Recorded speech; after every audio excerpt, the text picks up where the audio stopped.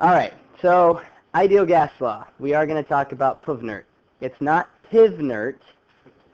It's Puvnert. There's no vowel there, all right? So you got to say Puv. It's just PV. Okay? There it is. PV equals nRT, all right? You do have to remember, so there are two that you have to remember for this unit. Well, I said one so far. It was the P1 V1 over T1 equals P2 V2 over T2. This is the other one that you have to remember for this unit. PV equals nRT. You're going to use it so much, you will accidentally memorize it. I promise. This will not be a problem, okay? So let's talk about maybe what all of these things mean. You're not going to know what all of them mean right away, but there's some of them up here that you probably know what they mean. What does P probably stand for? Pressure. Yeah, that's what we've been talking about, right? So P is pressure. V is volume. Sounded like you said Valium. Volume. T, temperature. Okay, those are the ones that you probably can guess at. N and R we might have a little bit of trouble with. Number of moles. It's on the paper, isn't it? Yeah. Okay.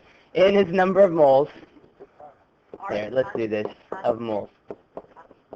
Yeah, and R is a constant value that depends on the pressure unit you're using. Okay, so it's either, typically it's either 0.08206 or it could be 8.314, sometimes 62.4. It just depends on, again, what pressure you're using. You do not have to memorize R. Okay? I will give you R on the test. It's just a number. That's all it is. Okay? All right, so it brings together all the gas properties. Inertia is not in this class, that's physics. So pressure, volume, temperature, number of moles. R is a constant called the ideal gas constant. Okay, it's a very important number. Instead of learning a different value for R for all the possible units, we just memorize 1 and convert the units to match R. Yeah, that makes sense. Okay, let's do that then. In my AP chemistry class, we talk about the different values for R, so you don't have to make pressure conversions, but we'll just convert the pressures. So here's R, okay? And again, I'm going to give this to you. You don't have to memorize this. I know it says memorize, but I don't know. You don't even have to memorize this for AP Chem, so why would I make you memorize it here?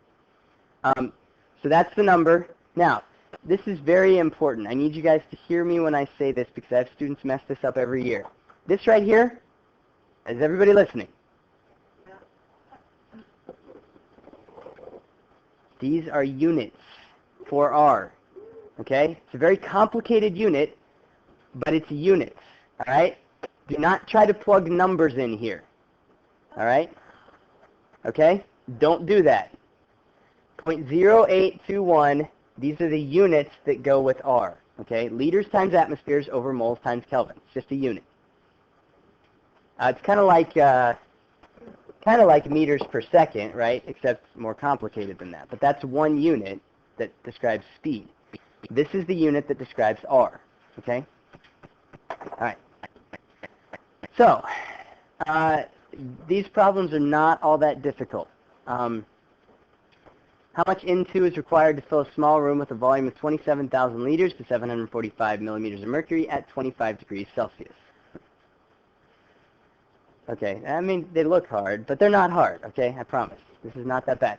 We just plug, all you're doing is plugging into this, and it's basically the same thing we've been doing. You're going to get 4 of the variables. You need to figure out the 5th one, okay? Or really, you're going to get 3 of the variables. One of them is a constant. R is always the same number, okay? All right, so first thing I want to notice here, well, okay, let's label everything. What's my P in this problem? Pressure. Well, what is the pressure? 745 millimeters of mercury. That's my pressure, right? What's my volume in this one? 27,000 liters. There's my volume. Looks like I'm making fractions here. I'm just labeling. That's my V, that's my P. What's my temperature? 25 Celsius. Now, is that okay? Got to be in Kelvin. This is still a gas law problem, so we got to convert that, okay?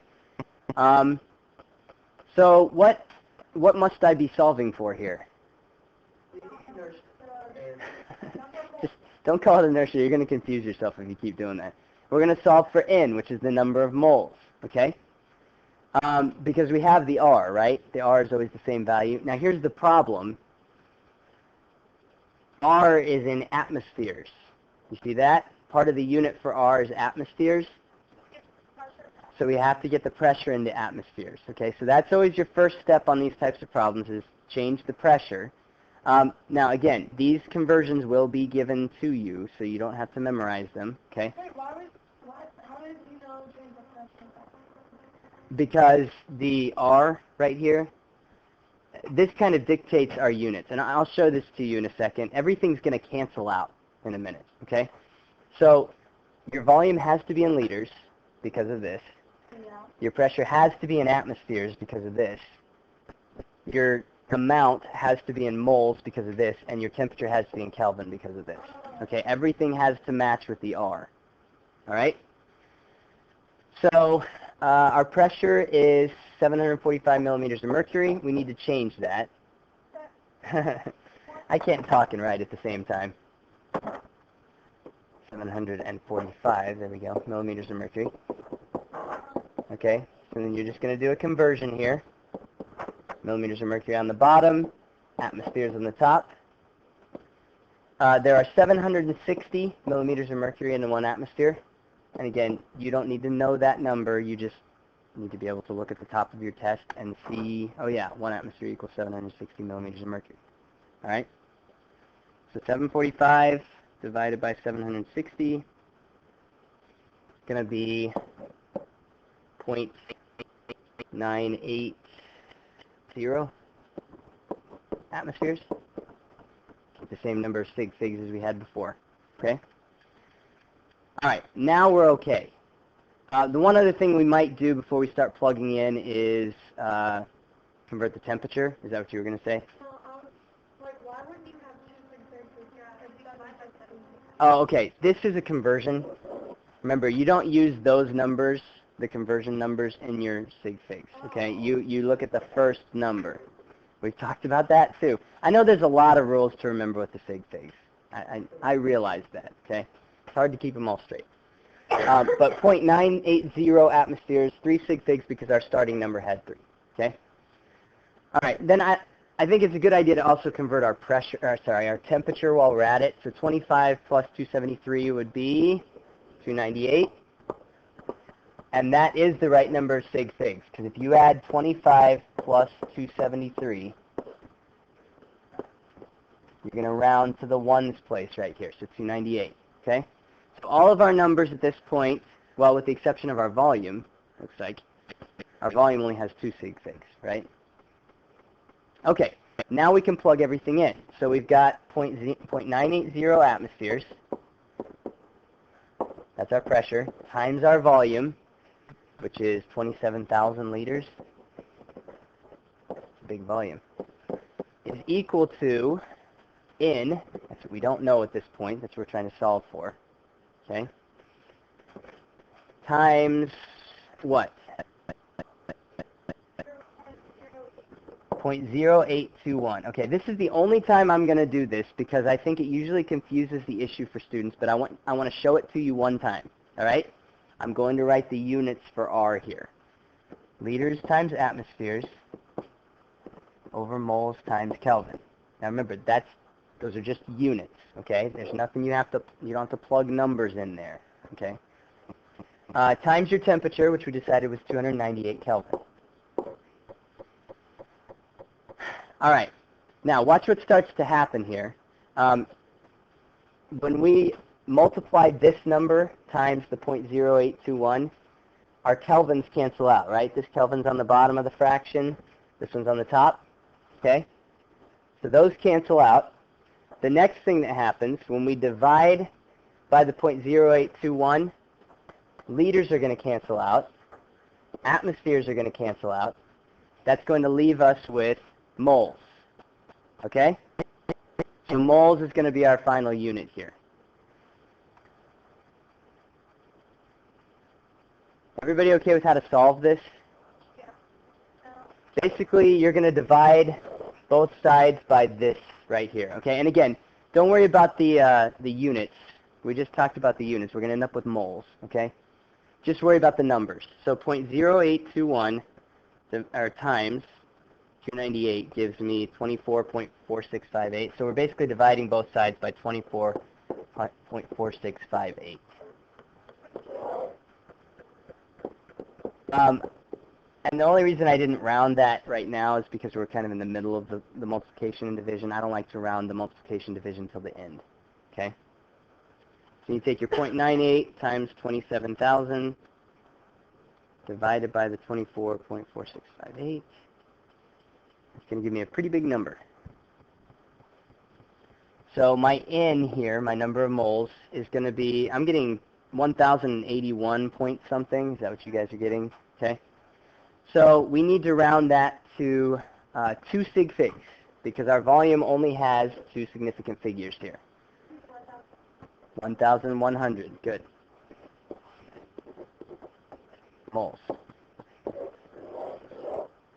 Okay? Okay, so you times that side and you get that number divided. Right. Times these two numbers together, the 0.0821 times 298. Whatever number you get there, divide both sides by that number, because then this will all cancel out, and that gets n by itself. Okay? At that point, it's just algebra. I know it looks different because you've got units on your numbers. That's what makes this look different than an algebra problem, but it's essentially the same thing. Yes, sir? So where did you get the 0.821 from? 0.0821? Well, someone did lots of experiments over time and realized that doesn't matter what value of pressure, volume, temperature, number of moles you have, when you relate those to one another in this way, you're always going to end up with a constant number 0.0821. So it's an experimental value that was found. Okay? Your quiz tomorrow is only over the combined gas law. It's not over this stuff. You're going to have a practice worksheet on this stuff tomorrow. But I just needed to teach it to you today because I'm not going to be here tomorrow. Okay? Whoops. I keep doing that. Okay. I'm still working on that one. Whoops, too far. Okay, let's do, here's another one.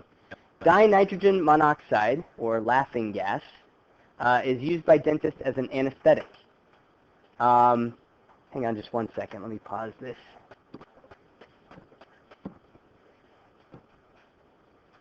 Yeah.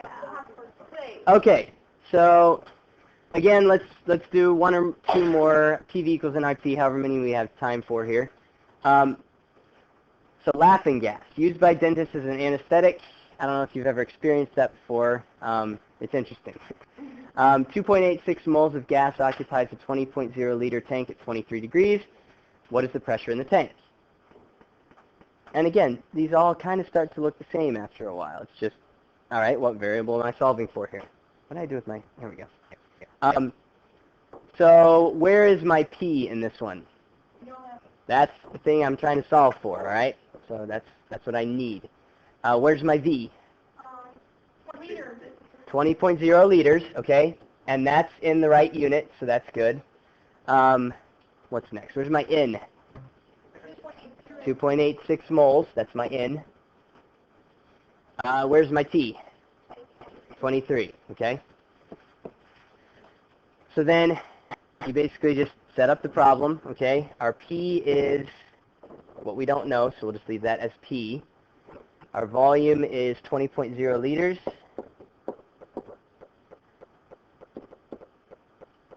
That's going to be equal to 2.86 moles.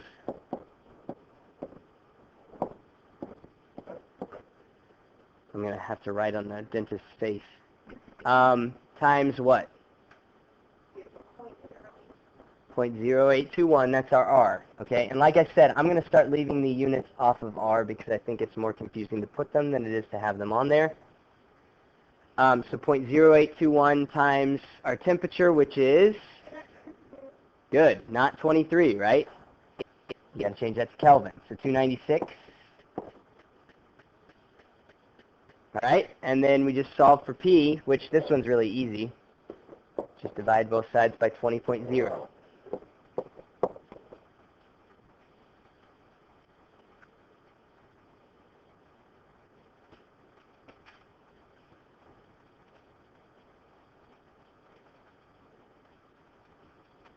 I'm getting 3.1. How many sig figs do we have here? Okay, all these numbers down here have 3 sig figs, right? So 3.48. 3.48 what?